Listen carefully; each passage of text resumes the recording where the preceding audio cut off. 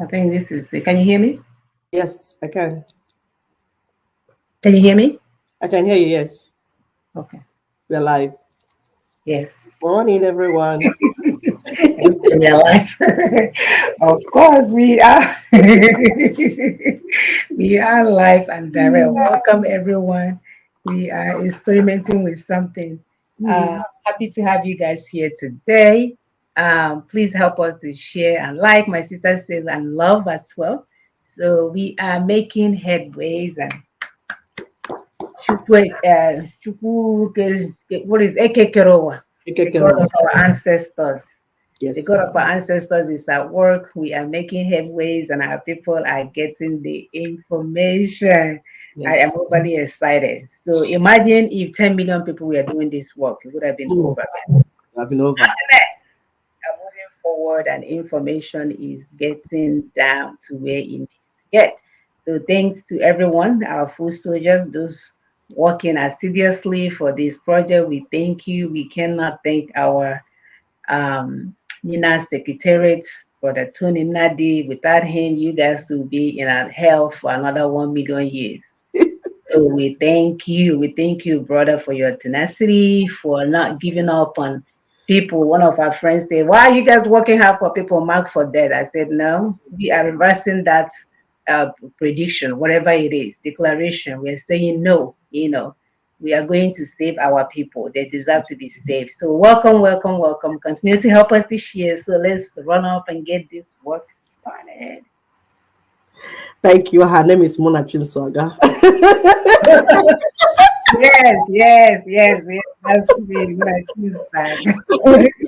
And my name is Equi. I live in Lexington, Kentucky. Thank you so much for early birds. Always, immediately will come. You're here. We appreciate you sharing, subscribing, liking. And if you're seeing this video for the first time, you're welcome. Please watch and share with your family members, colleagues, and associates. This work is for everyone. It's a teamwork. It's an African race. All of us are Africans. We are Africans first before anything else. So please welcome on board. Thank you. Thank you. It's our video ready so that as we Yeah, share, we'll be listening to watching one of the videos to help yes. us to share. Thank you. Thank you.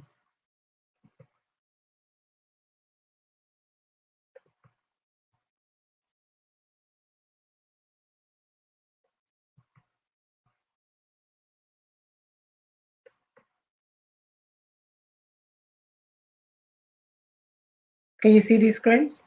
Yeah, no, not yet. Yeah. Okay. Yeah.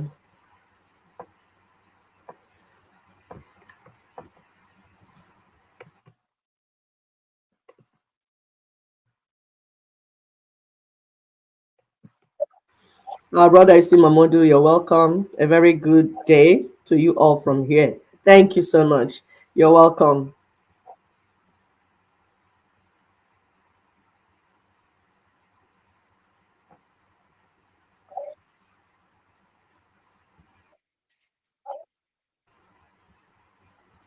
Is it going to play today? Can you hear? No, the video is not out yet. I just see your beautiful face. The Oh, so you're not hearing the volume video either? is not even up. It's not in the show. Oh, it is on my side. Okay, let's see. Stop sharing. So were you hearing him speak though or no? No, nothing. There's nothing, no video, no audio, nothing. It's like we've not even started. Okay. So Please continue to share, like, and subscribe. I try to pull up the first video so that you can be part of what we're doing.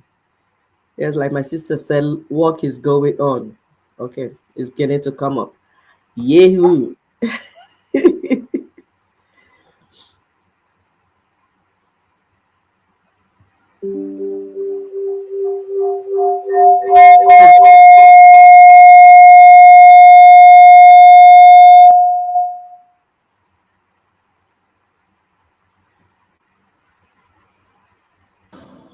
you start taking money from other groups, the more money you take, the more indebted to them you are. Why do you think Africa's still in the position she in with all the aid Africa gets? People say Africans must not know how to solve their problems because America been pumping money. France been pumping money. The UK been pumping money. Belgium been pumping money. The UN been pumping money. The World Bank been pumping money. The International Monetary Fund been pumping money. Why Africa still messed up with all the resources she got? You know why? Because whenever they give Africa a loan, whenever they give a Caribbean island a loan, whenever they give a Central and South American African country a loan, they put 3 requirements with that loan. Requirement number 1, 1,000% interest or more. You need $5 million. You want to build schools in Rwanda. She wants $5 million. She's the president of Rwanda. And guess what America says? I'm going to give you $5 million, but I'm going to charge you 1,000% on every dollar. How long will it take Rwanda to pay back that loan? You'll be paying it back for the next 100 years. This is how they keep Africa in debt, by exploiting them with the interest rates. Number 2, 2 minutes. Number 2, they'll tell Africa, you have to have a free market economy. I need y'all to understand this. This is real important. I'm going to be quiet because I know we got a break and then we got the Q&A. Y'all be able to ask me anything you want. Second thing they do is they demand that African countries participate in the free market economy. You know what that means? You're the president of Senegal. In Senegal, y'all have your own salt. You don't need Morton salt. You don't need Whole Food salt. You don't want nobody selling salt in Senegal because Senegal got your own salt. You the president of Ghana. Y'all got palm oil. You don't need Crisco oil. You don't need canola oil. Y'all got your own oil. But guess what America going to tell you? Guess what France going to tell you? Guess what Belgium going to tell you? They're going to say, we know you got your own salt, but because I gave you $5 million to build some schools, you have to let all the American salt companies come into your country and compete with your homegrown salt company. So let me ask you all a question. If she has her own salt, but she can't protect her salt market, America says as a consequence of the loan, you got to let all America's salt companies come into your country. What do you think happens to your salt industry within 5 years? Sabotaged and shut down. You got your own palm oil. What happens to your homegrown palm oil industry after 5 years when you got to compete with all the American, British, French, or Italian oil companies? You be sabotaged and shut down. This is why African countries, Caribbean countries, Central and South American countries are importing food that they grow themselves. Why are you importing tea if you grow tea? Why are you importing chicken if you can raise your own chicken? Why are you importing things that you can make yourself? Because the European countries of the world sabotage Africa's growth. I'm not against religion, but your religion must be an instrument of liberation or it is a waste of time. I was raised Muslim and Christian, so I know all about the church. I know all about the masjid. And if I'm going to be plainly honest with you, there's no religion on the face of the earth that serves African liberation.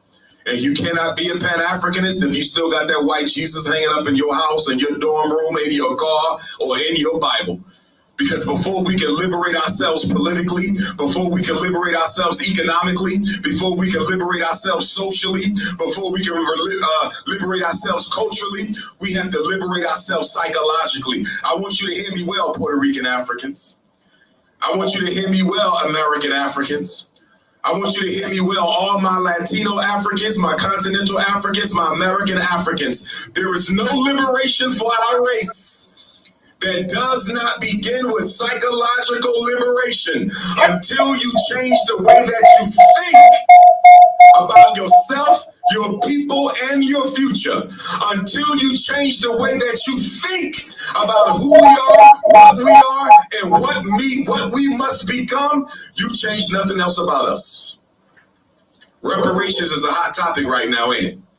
Everybody's talking about reparations, this like it's some new thing. Reparations grew out of the Pan-Africanist movement. It was Pan-Africanism that gave birth to reparations, not YouTube or the YouTube opportunists. It was Pan-Africanists who gave birth to reparations. But guess what? The U.S. government can give us $1 trillion. The French government can give us $1 trillion. The Italian government, the German government, the Belgian government, they can give us $1 trillion. But guess what? Without psychological liberation, I don't care how much money you get from the outside, until you change the dynamic in the inside, nothing else will change. That's why the most honorable Marcus Messiah Garvey, who gave us the red, black, and green flag and the largest black movement in modern history, Mr. Garvey said, don't take the kinks out of your hair, black sister, take the kinks out of your mind. I'm gonna get to the weaves and perms later.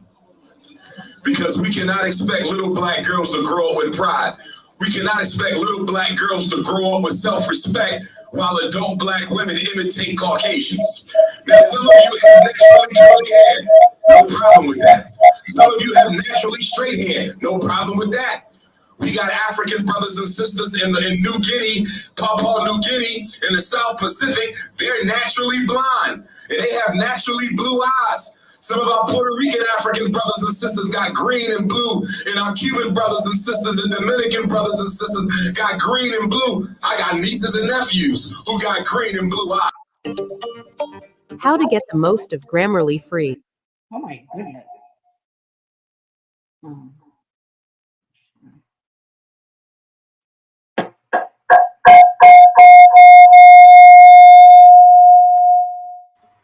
Opike. Sorry, please, viewers. We're still trying to get our technology situated. We appreciate your patience. You heard what our brother was saying. You know, we really need to take it serious. For over 500 years, because of misinformation and disinformation, we have been backward, not being who we ought to be, which is why we're talking about self-determination today. They're saying that Africans have the right, the power to decide how they want to live. It is our right. Okay, let's go ahead. So that's not the issue. If that's your natural color, so be it. But for those of you who have the original ancient skin color and the original ancient hair color and the original ancient hair texture and the original ancient phenotype of our great-grand ancestors on the Nile Valley of Africa, why would you dare snuff that out? Why would you dare kill the greatness in your DNA? One of the greatest victories of white supremacy is that it made black people want to imitate their oppressor. And most of us now still want to imitate our oppressor. And every last one of you in here right now, I don't care if you speak English, Spanish, Portuguese. I don't care if you speak Wolof or Swahili. Every last one of you, after you graduate from Pace University, after you get your bachelor's and your master's and your doctorate, you are either going to be a benefit to African people or a detriment to African people. You will either be a plus for your people or you will be a minus. You will either be a freedom fighter for African people or you will be a part of the coonocracy. Yep. Some of you can't wait to join the coonocracy. Some of you go to sleep dreaming of being a coon. You can't wait for the white power structure to draft you and offer you a job to sell out your people. You got coons all over the world. You got Ghanaian coons, you got New York City coons, you got Puerto Rican coons. You got all kind of African people selling out their people around the world. But one, all African people are one family. All African people are one family. Whether you are in Puerto Rico speaking Spanish, whether you are in Senegal speaking Wolof, whether you in South Africa speaking Zulu, whether you are in Kenya speaking Maasai, whether you are in Brazil, the largest African community outside of the continent is Brazil. They speak Portuguese. It doesn't matter where you are, whether you got the straight hair or the curly hair or the nappy hair. Whether you got the blue, black, purple, beautiful skin of our ancient grand ancestors, or whether you have light skin, whether you are Muslim or Christian, whether you pledge allegiance to this flag or that flag, we are one African people. We are one African family. We are one African race. Now here's the kicker for Pan-Africanists. We identify as being African before anything else. Nothing supersedes your Africanity. You're never a Christian who happens to be an African. You're an African who happens to be a Christian. You're never a Muslim who happens to be an African. You're an African who happens to be a Muslim. You're never a Puerto Rican who happens to have some African DNA. You're an African who happens to be a Puerto Rican. Why?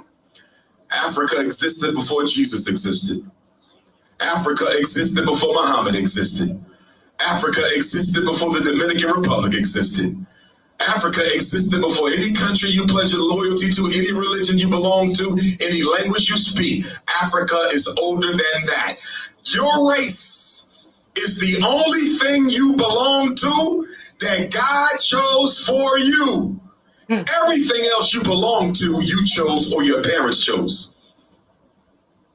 You Christian, you love your religion, nothing wrong with that. But you could leave the church tomorrow. You Muslim, you love your religion, nothing wrong with that. You could leave the mosque tomorrow. Your fraternities, your sororities, you could leave them tomorrow.